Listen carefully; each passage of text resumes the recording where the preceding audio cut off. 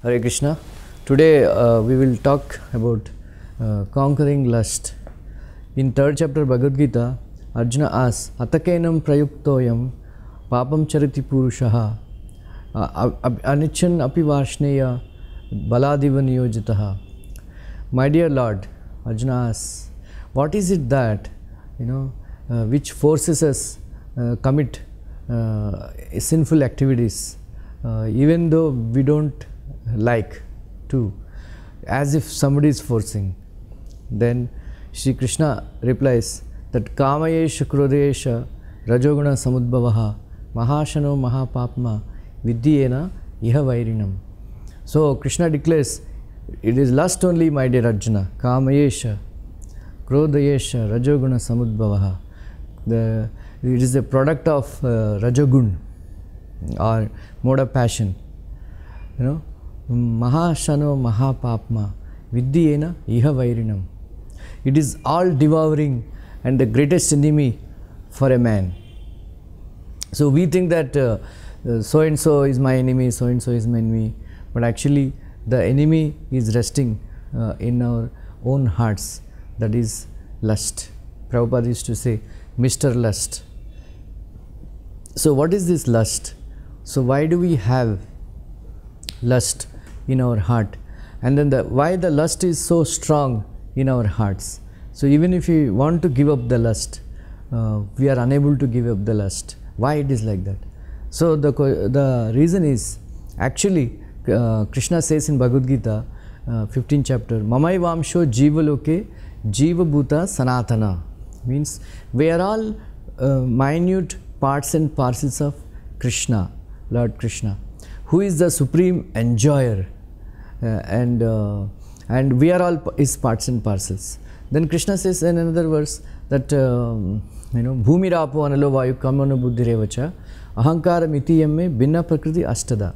So these earth, water, fire, air, ether, mind, intelligence and false ego, these are my material elements, which is my separated energy, that is Bahiranga Shakti. Then Apareyam Itastvanyam Prakritim Viddhime Param Jivabhutam Mahabaho Yayedam Dharish Jagat.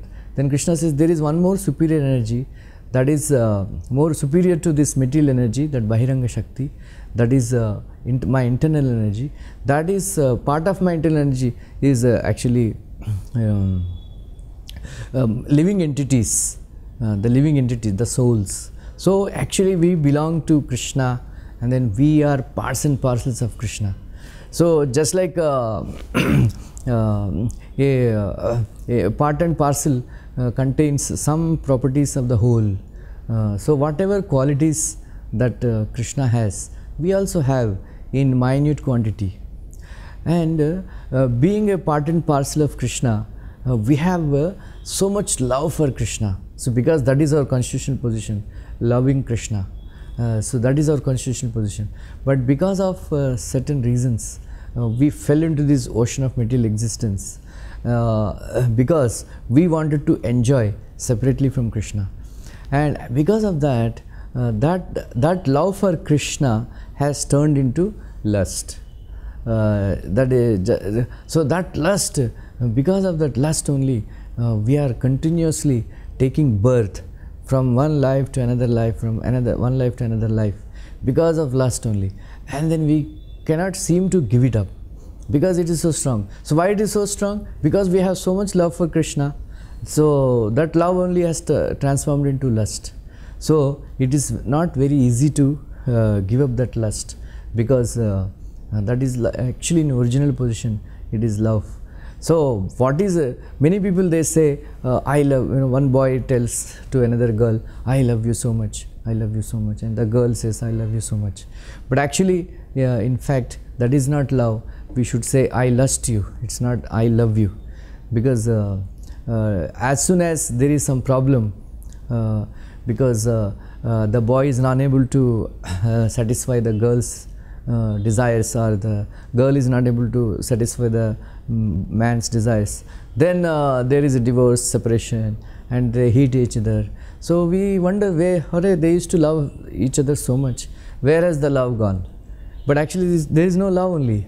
The love is only lust, that is perverted form of love.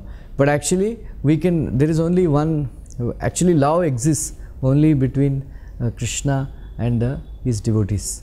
We can only love Krishna because Krishna loves all of us. So whenever we say we love somebody else, but actually it is only lust. It is only lust. So we are all battling with this lust. That's why Krishna says in Bhagavad Gita, everybody has different forms of lust, different stages of lust.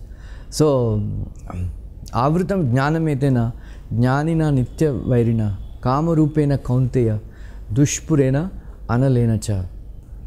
So Krishna says, everybody, this knowledge of in our heart is covered by Avritam jnanametena, jnanina nitya vairina. So this knowledge is covered by this lust, and it is our eternal enemy, nitya vairina. Kama rupena kaunteya. So this, in the form of lust, it burns our hearts. Dushpurena analena cha. So just like if you keep putting ghee in the fire, and the fire keeps burning more and more, so the fire of lust cannot be extinguished by no easy means. Very, very difficult, because the more you try to satisfy the lust, the more it increases. The more it increases. So that's why Krishna says that in the beginning only, tasmatvam indriyani ado niyamya bharatarshaba, papmanam prajahiyenam, jnana vijnana nashanam.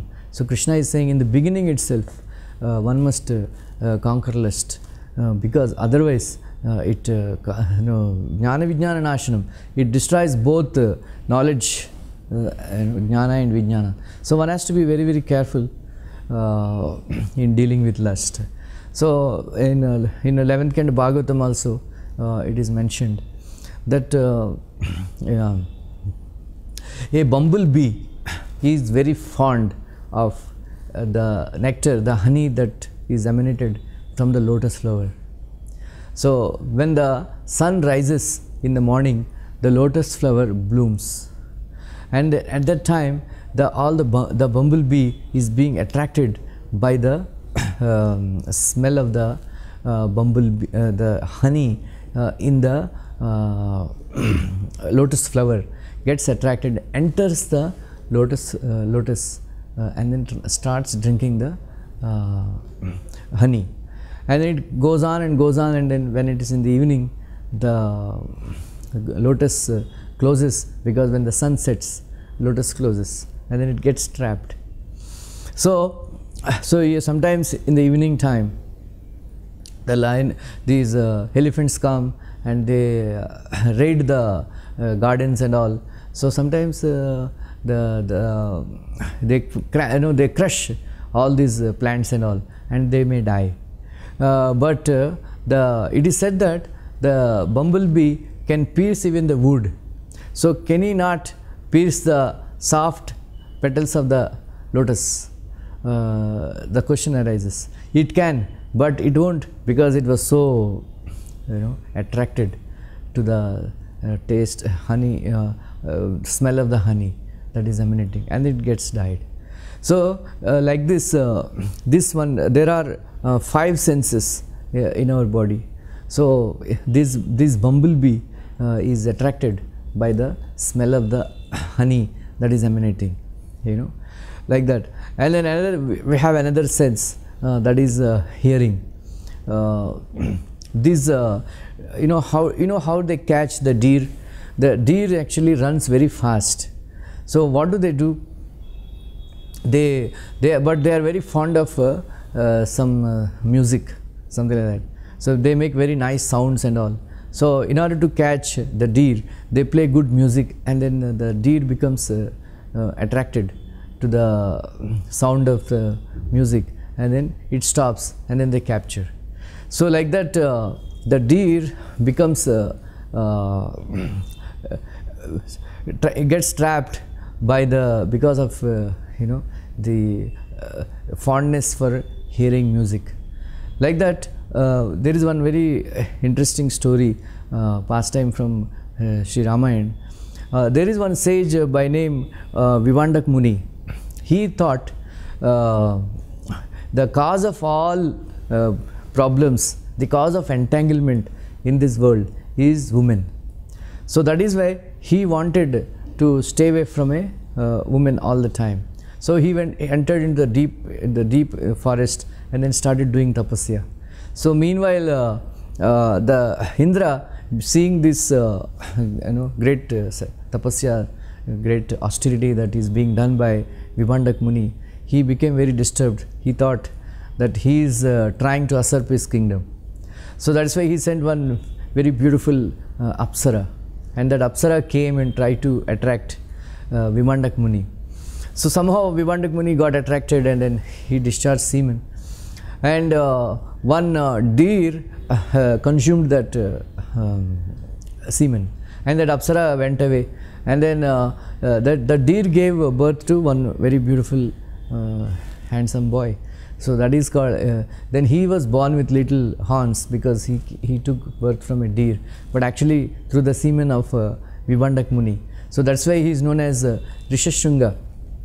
So Vibhandak Muni thought, because of this woman only we get entangled, so I will raise my son in such a way that he would never see a woman in his life. So like that he brought him up. Then meanwhile, in the nearby kingdom, Angaraj, where Rompad Maharaj was a king, he committed some aparadh, and because of that there is a severe drought for 12 years. Then he consulted the Brahmanas and how to alleviate the sufferings of people, and then the Brahmanas said, if you bring a brahmachari sage son who never saw a woman in his life, and as soon as he steps his foot in this kingdom, it will start raining. So then they made an inquiry and they found out that this boy Rishashunga Muni is there. So he never saw a woman in his life. But they all knew his father's temper. If anybody goes near to his son, he will curse. But then who would bring him? Who would bring him? Then there is one lady called Vaishali. She is a society woman. She said, I am ready to sacrifice my life. Somehow or other, I will bring Rishashunga Muni to Angadesh. Then she made a plan that she dressed herself as a sage's son, small boy like Muni, Muni Balak, and then she came in a ship where bringing all kinds of musical instruments and all other stuff. Then when Vibhandak Muni went out for some work, this girl, she came in the guise of a Muni Balaka, son of a sage. She dressed herself like a boy, and then she came and then she started playing with this Rishashunga Muni. So Rishashunga Muni, listening to her sweet voice and her nice gestures and all other stuff, he became attracted to this girl in the guise of a boy, and then they both are talking to each other and they started enjoying their friendship. And then he forgot to do Agnihotra and other sadhana in his day, and then he simply started like that. Few days every day she came as soon as Vibhandak Muni went out, and then this Rishashunga Muni totally taken by the attractive features, music and all of this girl. So one day she took him, she invited him on the ship, and then he went. Then like this they are playing music, and he felt very greatly attracted like that, and then he went. So that ship took to the Angadesh, and as soon as he entered Angadesh, it started raining. So meanwhile Maharaj Rompad came to receive him, and then he requested him to marry his daughter Shanta. Then the marriage happened, and the same Rishashunga Muni performed Putrakameshti Yajna, which resulted in Dashrath Maharaj getting a son. So from this pastime we can understand that even a person who never saw a woman in his life, because he being attracted by the sweet singing of the girls, he had to leave all this tapasya and get married and enter Grahastha ashram. So like this, the deer gets caught because of the love for the music. That means the deer's ears are very strong. For a bumblebee, the nose is very strong, attracted to the smell of the honey. And in the same way, there are small insects in the night we see. They are actually attracted to the light of the fire. That's why they are called fireflies, because the fire looks so beautiful for them. So they become attracted and fall into the fire and die. So because for them the eyes are the sense of sight, eyes are very strong, like that. In the same way, so many men, they want to see beautiful women and so many movies and all, so they become attracted like that, so by seeing. And then the elephants, how they get caught, because the elephants want to touch the she elephants. So the hunters, what they do, they make a ditch and they cover it with grass and all, and on the other side they keep she elephant. So as soon as this male elephant sees the she elephant, he runs to touch that elephant, and then he falls into the ditch. So even a big animal like elephant also gets caught because of the lust for touching the she female elephant. And in the same way, the fish are caught by giving the bait of tasty food. So fish are very strong, their tongues are very strong. In the same way, men, they have so many desires to eat so many kinds of foodstuffs, and they don't hesitate to kill poor animals like cows and other animals. So they commit so many sinful activities to to satisfy the taste buds. So like that, these examples are given. 5 other living entities, each one getting attracted or getting trapped because of the one sense is very strong. Like bumblebee, because nose is very strong, sense of smelling. And then a deer gets caught because the ears or sense of hearing is very strong, fond of music, like that. And then these fireflies, because of the sense of sight, or eyes are very strong. And for elephants, the skin, sense of touch is very strong. And the fish, they get caught because of the tongue, sense of tasting is very strong. But imagine, they have only one sense very strong. But imagine human beings, for us, all the senses, all the 5 senses are very, very strong. So how difficult it is for us to control these senses. And Krishna says in Bhagavad Gita, Indriyani mano buddhir, ashtadhischanam evacha. Krishna says these indriyas, all these 5, where does this lust stay? So Arjuna asked. Then Krishna explains that Indriyani mano buddhir, in all these 5 senses, in the mind, in the intelligence, the lust is residing, residing. Eter vimohiter esha jnanam avritya dehinam. So like this, all the 5 senses, mind, intelligence, they are citadels of lust. All these for us, for a human being. Just imagine how difficult it is. Just this example is given that suppose a man has 5 wives, and each then as soon as he reaches home, one wife catches hold of his hands and pulls, please come to my room. Another wife catches his hair and pulls him. Another wife catches his legs and pulls him. How the poor fellow feels, he gets disgusted. In the same way, human beings nowadays especially, they become so frustrated, so flustered, trying to satisfy all the 5 senses, because the lust resides. Like eyes are demanding to look at beautiful women, to look at so many movies, to watch TV and all that. Then trying to satisfy the lust in the eyes, he has to spend a lot of money. And in the same way, ears are lusting to hear more and more music, these songs and news, this, that. For that he has to spend money. and the taste, the tongue is demanding so many very nice tasty foodstuffs. For that he has to go to very high profile restaurants and spend money like that. And then the touch, he has to touch women, and then for that they commit so many sinful activities. And finally this scent and all that, smelling like this, none of these, there are senses and there are sense objects, and all the sense objects, they don't come free of cost, because the man has to purchase all these items to satisfy various lusty desires of all these five senses. So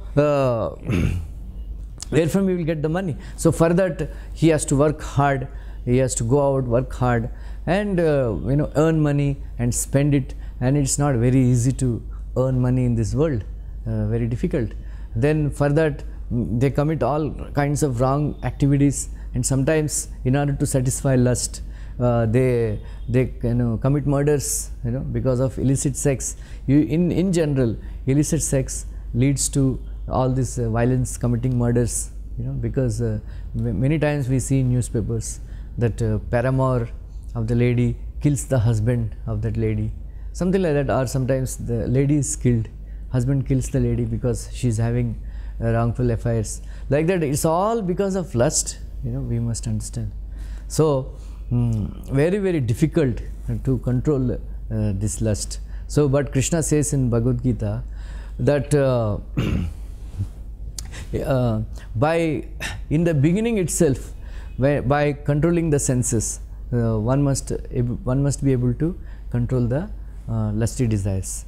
So just like, what is the way out? So Krishna says, Vishaya vinivartante niraharasya dehinaha rasavarjam rasopiyasya param drishtva nivartate. So Krishna says that if you develop higher taste, then you can give up lower taste. Vishaya vinivartante. So simply by becoming detached from the senses, it is very, very difficult. But rasavarjam rasopiyasya param drishtva nivartate. If you develop higher taste, then you can give up the lust. That is why Krishna says, Srila Prabhupada said that Krishna is known as Madan Mohan. Madan Mohan means Madan means Cupid, Cupid. So Cupid actually is the one. He is carrying 5 arrows in his hand, and as soon as a woman comes in front of us, and he releases one by one arrow, and then because of these 5 arrows released by Cupid, we become attracted to some woman. First we see her, become attracted, then we try to possess her, and then we become obsessive of her. All this stuff happens because of the Cupid, and then nobody can conquer over this Cupid. So one day Cupid dressed himself very nicely, and he wanted to attract Krishna. So he went to Vrindavan to attract Krishna. But Krishna is so beautiful, Krishna is so beautiful that Madan, he became attracted to Krishna. Madan became delusion, bewildered. That is why Krishna is known as Madan Mohan. Madan Mohan. So that Krishna becomes attracted to Srimati Radharani. That's why she is known as Madan Mohan Mohini.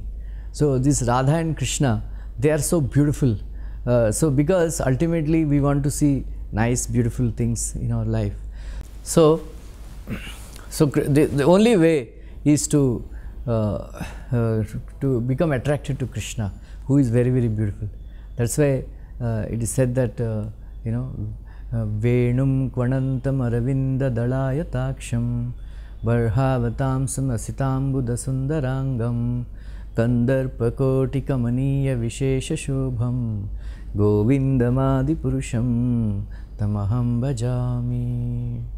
So in the whole creation, in the 3 worlds, Krishna is considered the most beautiful person in the whole creation. So how beautiful he is? Venum Kvanantam, he is playing the flute, Venum Kvanantam, Aravinda Dalayatакшam, because his eyes are like booming lotus petals. So once it is said that if one's eyes are beautiful, that means the whole person is beautiful. Venum Kvanantam Arvinda Dalayataaksham, and then Barhavatamsam Asitambuda Sundarangam. Barhavatamsam, he is wearing peacock feather on his head, and then he is dressed beautifully.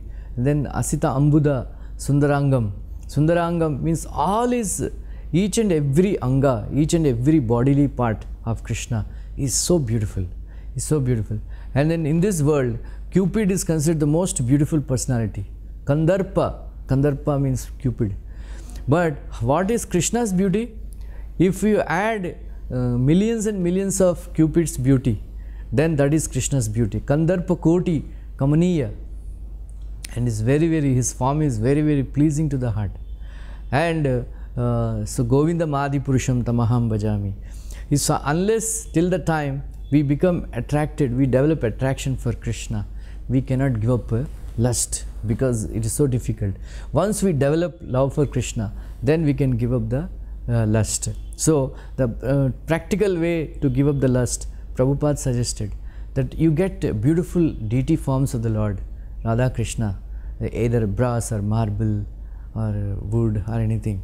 Then every day you do deity worship. There is a deity worship where every day you bathe the Lord, apply chandan to his body, and then you dress him beautifully with nice dresses, beautiful ornaments, beautiful garlands, then feed him very nice foodstuffs.